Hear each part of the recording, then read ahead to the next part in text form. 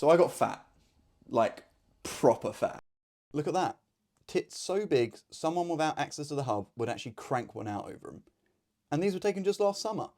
I was weighing 110 kilograms, sitting around about 30, 35% body fat. And as you can see, most of these were taken on holiday and looking like a spoiled bag of milk actually ruined a lot of the memories for me. So here's the plan to fix this whole mess. Basically, the goal now is to be able to drop down to 12% body fat, which right now is sitting around about 94, 95 kilograms. We want to be able to get down to 83 kilograms. Reason being we want to get around about 12% body fat, purely because you look sick, you're not a malnourished Somalian child, and also there is some sort of research, I don't know it, can't be asked to find it, but basically anywhere between 12 to 15% body fat, that's where you're going to be sitting at your highest level of testosterone, which means more muscles, which means you look better. And the whole reason I'm doing this is to purely look better. So here's where we are currently, both rest and flexed. And as you can see, a lot of the weight I'm carrying is actually in the belly, chest, hips and arms. So this is where we're definitely going to see the biggest difference in the physique by the end of the cut. I've definitely got a rig that actually says, might go gym, definitely eats a whole tub of ice cream when he gets home. So that is something we're definitely going to fix. Also, that trim is shocking. Get to the barbers, lad. So in terms of time scale, looking to be able to achieve that in around about 3 months' time.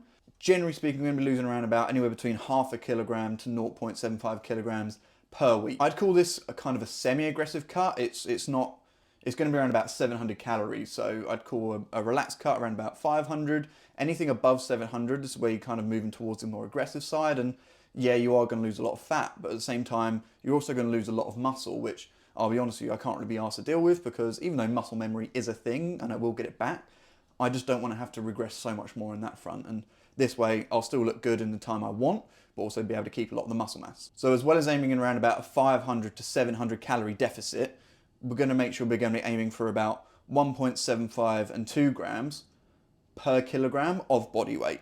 So for example, right now I weigh 94 kilograms.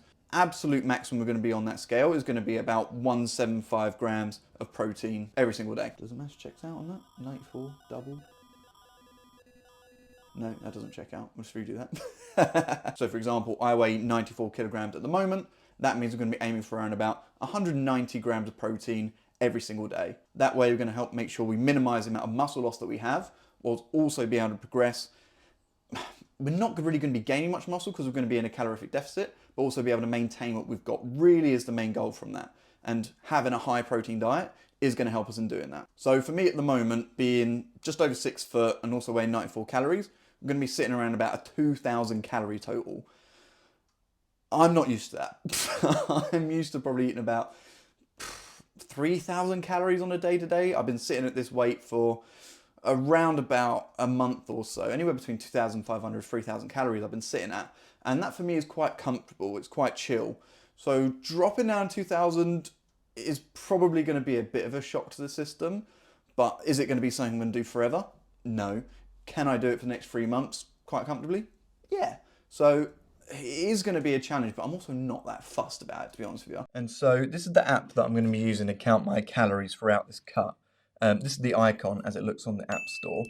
It's the same calorie counter, same as MyFitnessPal. The reason I picked this one initially was because it actually had the feature where, same on MyFitnessPal, where you can scan the barcode of whatever food that you're going to be eating, and it automatically takes you exactly to that item and all the calories and whatnot.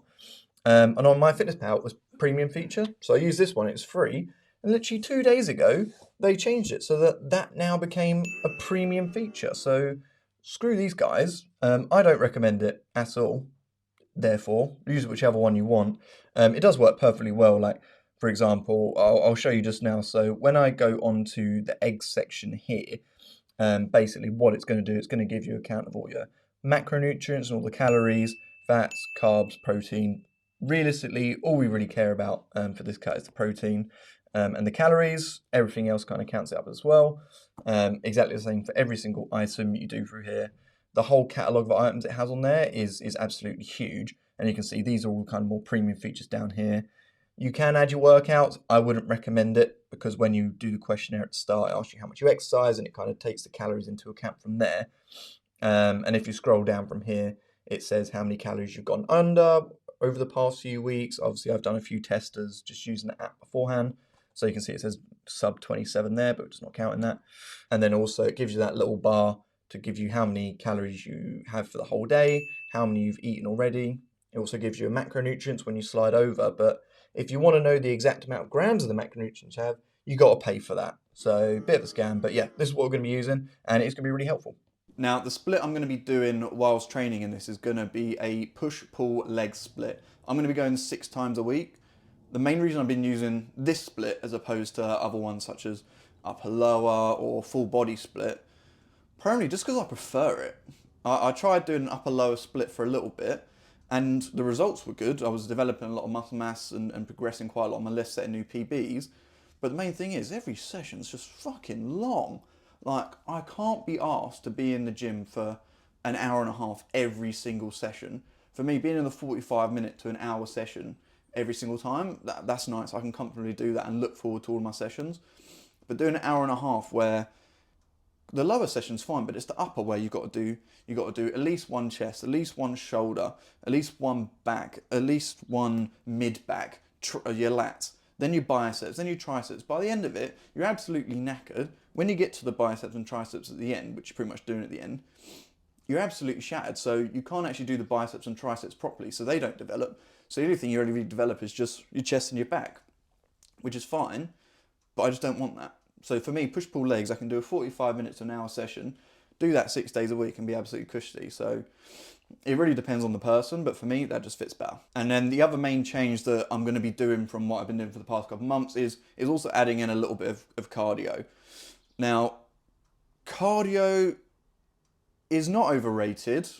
It is really important, but at the same time, you don't outrun your diet. You've heard that cliche so many times and all that banter. But the main thing is it's true. The thing I'm going to be doing to be able to make sure, again, minimize as much risk of injury and also muscle loss as possible is I'm going to make sure I'm going to be doing walking. So at the end of, I'll probably do 3 times a week, I'll do cardio. So every other session, I'll be doing probably a 20 to 30 minute walk. For me, it's cushy. I can just sit on there with like anywhere between a 5 to 10% incline, sitting at a 4.5 kilometer hour speed, be pretty happy on there. I'll just put my phone up, watch a YouTube video, have a nice day. And for me, I can quite easily do that. Whereas if I was to do running, like 10, 15, 20 minutes, doing it intense, being absolutely blowing by the end of the session, my knees are going to give out, my ankle's going to hurt, feet's going to hurt, and when I go to do legs, I'm going to be absolutely aching. It's going to be an absolute rubbish session. So that's the main thing I want to be able to avoid, because I still want to put as much focus into the lifting and the bodybuilding kind of side of things as possible, because that's what I like. Whereas the other people who's probably doing a lot of other sport, football, rugby, all that kind of stuff, and they won't have to do any cardio when they're doing a cut. So it depends on the person, but for me, I'm just going to be doing walking. It's easy, I like it. So that pretty much wraps up the plan for what we're going to be doing over the next few months here as well. The plan's pretty simple, but the thing with fitness is it's simple, but it's never easy. The problem is doing it consistently again and again and again, which is the long part. But it kind of depends on the person whether the end goal for what they're trying to achieve is actually worth it to them. So I want to get sexy. So you'll see me in 3 months. I'll keep you involved with everything going on in between. I'm excited. So let's get it. Let's get paying. I'm not saying let's get paying.